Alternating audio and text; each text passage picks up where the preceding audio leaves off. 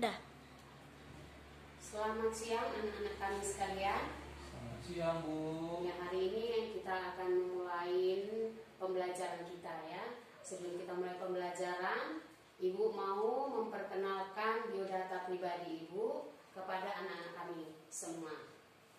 Nah, kita bisa lihat di slide kita biodata Ibu. Nama saya Christina Simangunsong, lahir 21 April 1977. Alamat Desa Panyaran, Siborong-Borong, Tapanuli Utara.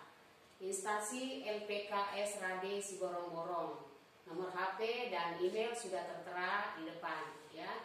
Demikianlah perkenalan singkat yang bisa Ibu berikan kepada adik-adik kami sekalian. Nah, inilah perkenalan dari instruktur ke peserta sekalian. Nah, anak-anak kami coba lihat teman-temannya, ada yang tidak hadir pada hari ini? Hadir semua, Bu. Ya, hadir semua. Syukur semua hadir, berarti semua dalam keadaan baik dan sehat dan siap untuk mengikuti materi pembelajaran hari ini.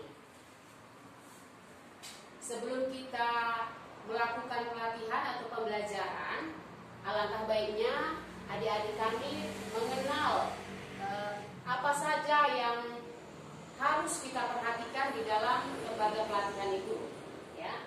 Jadi di sini bisa kita lihat bagaimana kita menjaga keselamatan kita di tempat pelatihan. Apabila kita melihat arus, ya, mungkin ada arus listrik dari arus mesin, ya, yang menggunakan arus listrik, bisa saja kabelnya ada yang terbuka seperti yang kita lihat pada layar, ya. Jadi ini sangat berbahaya untuk diri kita dan juga untuk teman-teman kita. Jadi ini perlu diperhatikan di tempat kita pelatihan. Nah, yang kedua kita bisa lihat di situ ada gambar no sleeping, ya. Jadi waktu mengajar, Ibu mohon adik-adik kami sekalian jangan tidur supaya kita bisa fokus untuk mendengarkan pelatihan atau pengajaran dari instruktur. Dan yang paling penting jangan ada yang merokok. Nah, merokok juga sangat berbahaya bagi kita di dalam kita mengikuti pembelajaran pelatihan hari ini. Karena asap rokok dan juga api dari rokok bisa membuat kain yang kita jahit bisa terbakar, bisa rusak. Dan banyak lagi yang bisa kita harus jaga untuk menjaga keselamatan kita dan juga peserta teman-teman kita lainnya. Ya, yang lain juga bisa kita perhatikan hal-hal yang perlu kita jaga pada saat pelatihan, ya. Jangan bermain handphone dan juga jangan membawa makanan dan minuman agar kita dalam pembelajaran tetap fokus kepada materi yang yang Ibu sampaikan dan kita semua dapat mengerti dengan baik dan juga menjaga keselamatan kita dan keselamatan teman-teman kita. Ya, itu yang harus kita perhatikan di dalam pelatihan. Nah, sebelum kita masuk materi pembelajaran, minggu lalu kita sudah belajar tentang macam-macam tusuk. Nah, ada yang masih ingat pembelajaran kita tentang macam-macam tusuk? Apa saja yang sudah kita pelajari? Tusuk apa saja yang sudah kita pelajari? Ada yang bisa menjawab? Coba, Putra. Macam-macam tusuk, tusuk piston, tusuk balut, tusuk. Iya, cukup ya. Berarti masih ingat ya. Ada yang masih ingat yang sudah kita pelajari pada minggu lalu, yaitu tentang macam-macam tusuk, ya. Ada tusuk peson, ada tusuk flanel, ada tusuk balut, ada tusuk piquer, ya. Semua tusuk-tusuk ini kita perkenalkan untuk kita pakai atau kita praktekkan di dalam kita menjahit pakaian busana wanita dewasa. Ya, itulah materi pembelajaran kita pada minggu yang lalu. Nah, materi kita hari ini kita mengambil judul menjahit pakaian wanita dewasa. Nah, unit kompetensi yang kita ambil yaitu menyelesaikan busana dengan jahit tangan dengan kode unit GAR CM02 009.01. Ya, itulah unit kompetensi dan kode kompetensi yang kita ambil dari SKKNI. Roadmap pelatihan, ya, proses atau prosedur pelatihan yang kita lakukan pada saat ini, kita mengambil judul menjahit pakaian wanita dewasa, di mana kriteria unjuk kerja yang kita tampilkan yaitu dari 3.1, yaitu alat jahit tangan disimpan sesuai operasional prosedur. Dan yang 3.2 KUK yang kita ambil, alat jahit dipelihara secara periodik sesuai SOP, standar operasional prosedur. Dan KUK yang ketiga yang kita ambil, alat jahit dicatat sesuai inventaris. Nah, KUK ini kita ambil dari elemen yang ketiga, yaitu memelihara dan menyimpan alat jahit tangan. Nah, elemen ini ya kita ambil lagi unit kompetensi yang kita sampaikan hari ini. Unit kompetensinya yaitu kita ambil dari kode unit GAR CN 02.009.01, yaitu menyelesaikan busana dengan alat jahit tangan. Ya, demikianlah tadi roadmap yang sudah Ibu sampaikan. Nah, tujuan dan manfaat yang bisa kita terima saat kita mempelajari materi kita pembelajaran hari ini. Ya, tujuannya, tujuan dan manfaat. Ya. Nah, tujuan yang bisa kita ambil, ya, diharapkan peserta dapat atau mampu untuk memelihara, menyimpan, dan memeriksa alat jahit sesuai operasional prosedur dan dapat mencatat alat-alat jahit sesuai inventaris. Nah, manfaat yang bisa kita dapatkan dan kita harapkan dari materi kita pembelajaran ini, ya, jadi peserta dapat mampu menyimpan, memeriksa, dan menginventaris alat-alat jahit tangan sesuai dengan SOP atau standar operasional prosedur. Nah, kita akan memasuki materi kita pembelajaran hari ini. Tadi kita pembelajaran tentang menjahit busana wanita dewasa, ya. Jadi coba kita perhatikan gambar berikut. Nah, ada yang pernah lihat gambar berikut? Coba Putra, apa kira-kira yang ada di slide? Gambar apakah itu? Jarum pentul. Iya. Iya. Iya. Meteran. Iya. Tempat benang. Iya, benar. Ya. Jadi ini adalah alat-alat jahit tangan.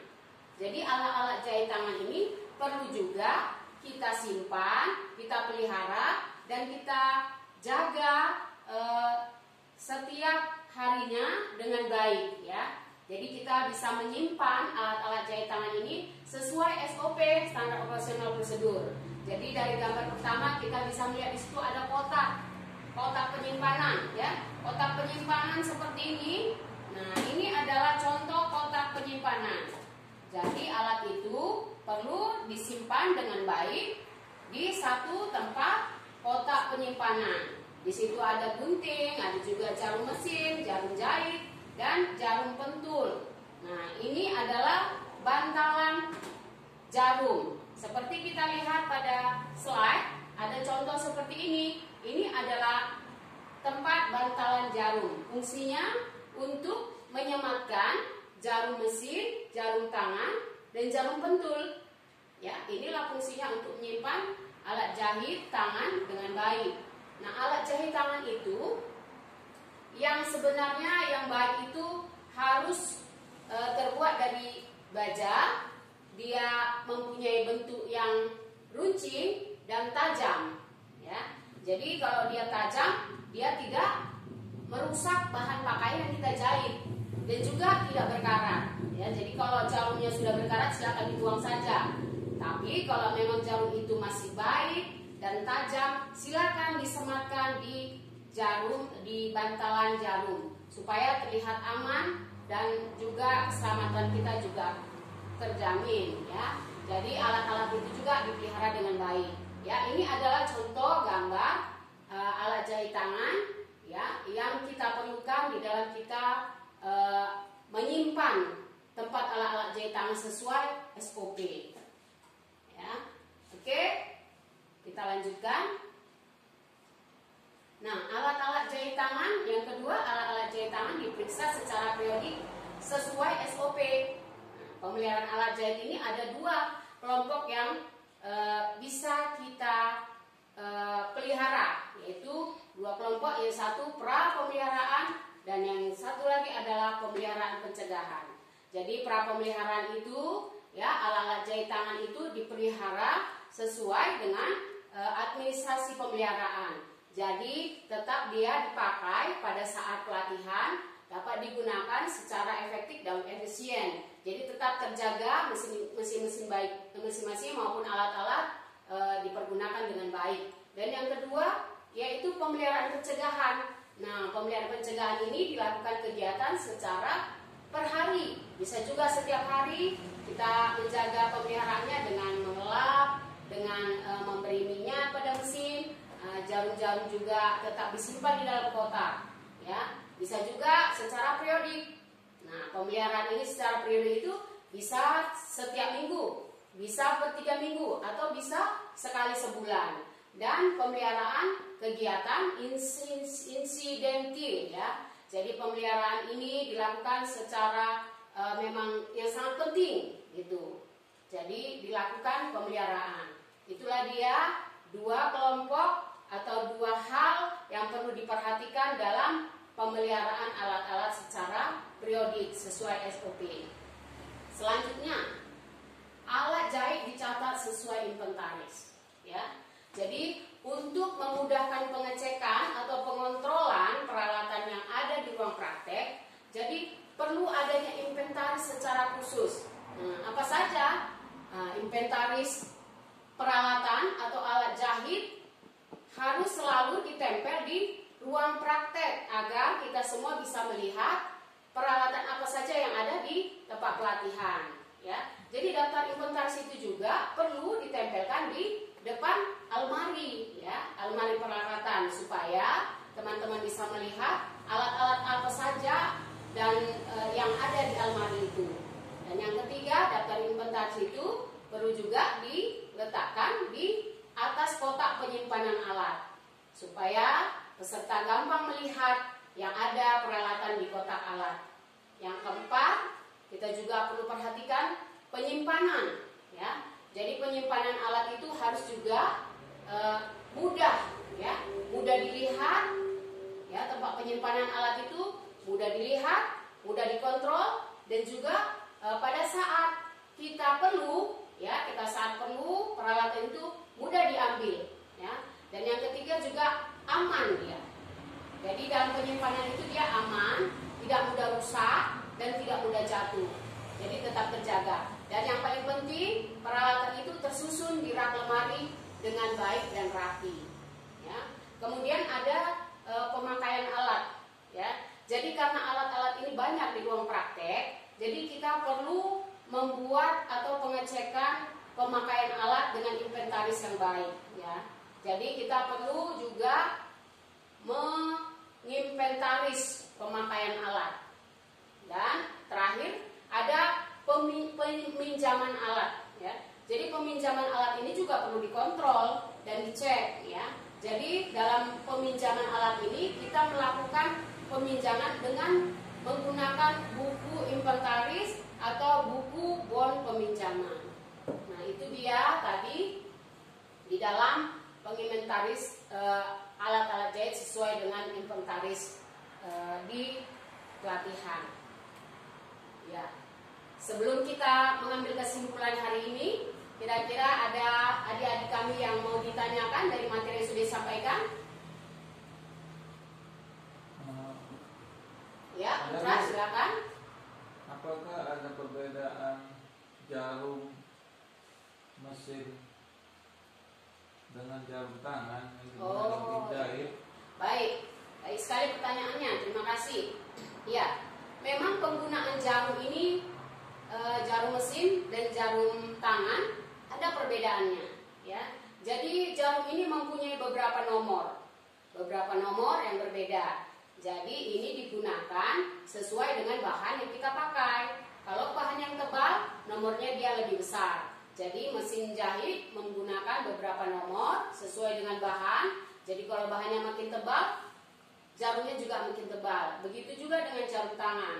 Kalau yang kita jahit bahannya makin tebal, jarum tangan yang kita pergunakan nomornya semakin tinggi, ya, dan jarumnya semakin tebal. Tetapi tetap juga harus menjaga jarum yang baik.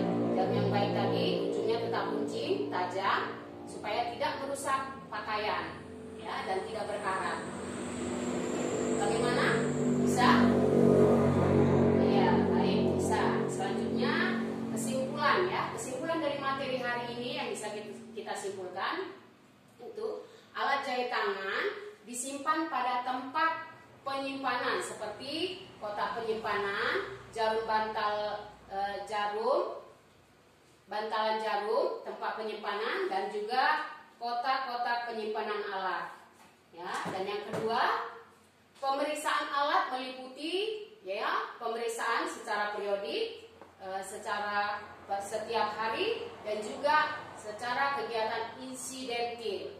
Dan yang ketiga, adanya daftar inventaris, ya, untuk memudahkan pengecekan dan pengontrolan. Demikianlah kesimpulan materi kita pembelajaran hari ini, ya. Dan selanjutnya Ibu akan memberikan evaluasi, ya, evaluasi pembelajaran yang sudah kita sampaikan pada saat hari ini. Ibu akan memberikan beberapa soal, ya, beberapa soal. Silakan adik-adik kami menjawab. Nanti adik-adik kami silakan mengembalikan hasil yang sudah dijawab.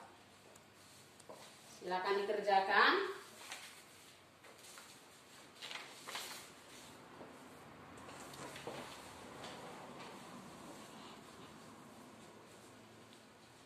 Ya, sudah selesai? Sudah, Bu. Ya, kembali.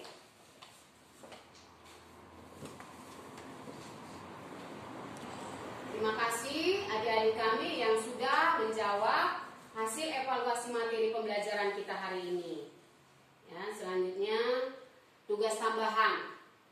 Ibu akan memberikan tugas tambahan untuk adik-adik kami supaya nanti di rumah silakan cari informasi dari berbagai sumber mengenai bagaimana menyimpan, memelihara, dan memeriksa alat jahit sesuai standar operasional.